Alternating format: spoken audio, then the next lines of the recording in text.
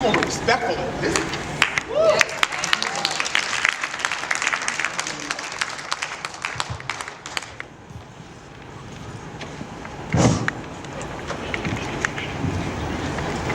So, one of the things that we tend to do since it is Easter Sunday in Black tradition, particularly the Black Christian tradition, is that we honor our ancestors. And we honor our ancestors today, particularly so they can move us through this thing. It's a very difficult thing, as Jack talked about, to be a community that's been so ostracized. You're talking about a community that has a history that comes out of the Harlem Renaissance, that's been around for almost a century, whose history has been invisibilized in the Black liberative discourse and the LGBT liberative discourse. It is difficult. And we're still here.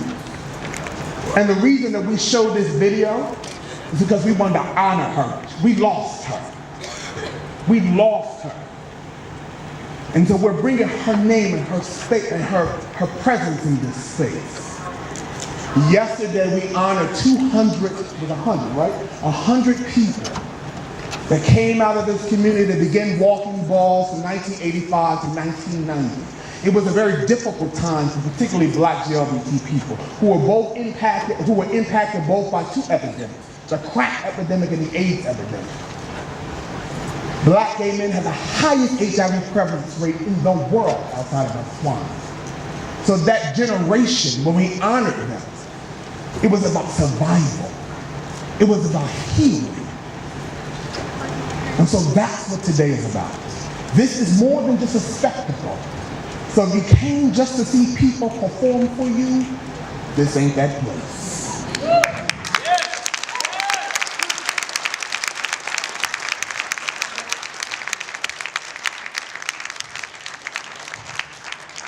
Ballroom has something to say about what it means to be human and struggle for freedom. So I want to bring up two folks who have been in solidarity with this community, in collaboration with this community, who does it from a place of love, who's been doing it in a place of honor.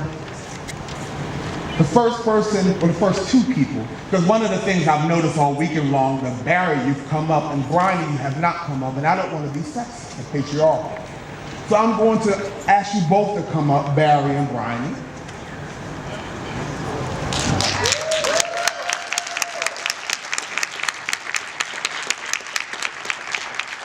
And Barry and Bryony are our colleagues and our friends who've been in solidarity with us for the last 2 years. They come all the way from Scotland. All the way from Scotland. And they run an art collective called Araga. They use this art as an investigative tool so to interrogate systems of oppression. So I want them to speak about why they're part of this, and then the next person I'll bring up is my comrade, who I love so much, will be Roberson. Hi, thanks for having us. Yeah, we work for an arts organisation in Scotland, or in fact, maybe I think that it's like an organisation that's involved with experimental art and experimental politics. One of the core things that we believe is that many of the things that we think define our identities, our race, our class, our sexuality, our gender, whether we're sane or not, whether we're accepted as a non-criminal or able or something, many of these things, I think they're a script which is handed to us, which we read unwittingly. We don't know that we're like embodying these means which are controlling us within our very bodies. This year is the 50th anniversary of the Mississippi Freedom Schools. Often when they met, they used to ask themselves three questions. What is it that what does the dominant culture have that we need? What does the dominant culture have that we don't need? What is it that we already have that we want to keep? I think these are obviously deeply political questions, but they're transformative aesthetic questions as well. To understand that you already have something that's worth keeping, that you're not in relation to the dominant culture, but that you can define yourself. You're self-sufficient. It's a transformative process. It involves inventing languages, ways of embodiment, how you walk, how you dance together, how you think about the future, and as Michael might say, how you make a way out of no way. I think that the Ballroom community is one such community who involve in such a transformative practice. And we're just here to share and learn from them as much as they've been joined us to share and learn in Scotland. Again, I thank you for coming, and I want to just, this is like a political space, right? It's a political, artistic space. And I want us to think about it in those terms. Thank you very much.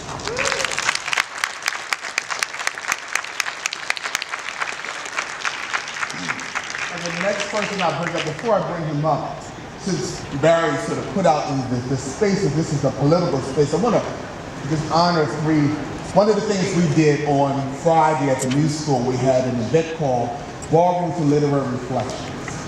And there have been some, in the past year or so, some books have come out of the ballroom experience through the ballroom lens. And the very first book, and you'll see her today, she's going to be a judge. But the very first book is by one of my very, very good friends. Her name is Tyra Ross Allure, who just published this book, self-published at that, called The Transsexual in Tobago. It's a beautiful book, talking about her own experience. But one of the things that it does is that it memorializes over 5,000 trans women who have died and who have been murdered since 1999. So if you get a chance, when you see her, love her, but when you see her, think about getting this book. This other book, this person standing in the back, he is the one who's been taking pictures, talking about in solidarity. This is a heterosexual black man who's been taking pictures of the ballroom community for about 20 years. This is a lot of love and labor. We honored him last night and called him an icon. And so his new book is called Legendary. It's published by Duke University. Please get this.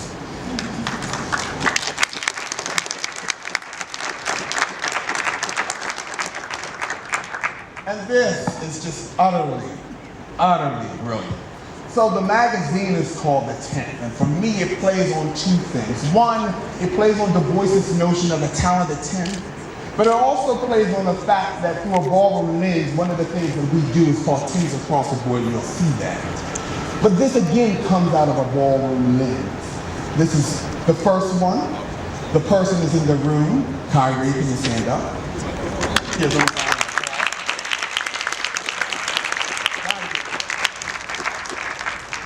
The last book, he's not here, but it's a designer called Douglas Says. He has been beautifying the ballroom community, making fashions for a lot of trans women. His new book is called The Red Dress. You must get that as well.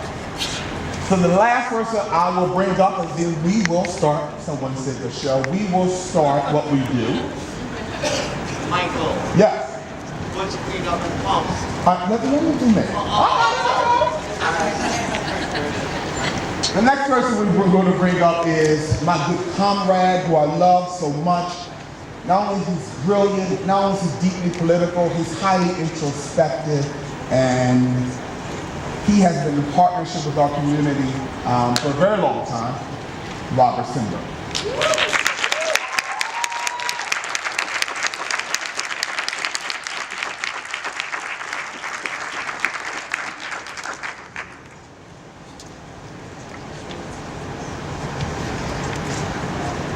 This is a deeply dissonant space. We'll be hearing some amazing sounds. We'll be seeing some great beauty today. But let's not ignore the dissonance that we will also hear and see today. Because let's make no mistake, this is also a space of white supremacy. The ballroom scene has functioned autonomously, has reproduced itself for generations. It is, to my knowledge, the largest multi-generational creative collective that I know of. And it has done this despite every possible obstacle. The intersection of oppressions, racism, poverty, aggressive policing, lack of housing, lack of employment, homophobia, transphobia, the list goes on and on. And out of this, a world of celebration and a demand for living has arisen. So let's make no mistake. when black bodies come into these white spaces.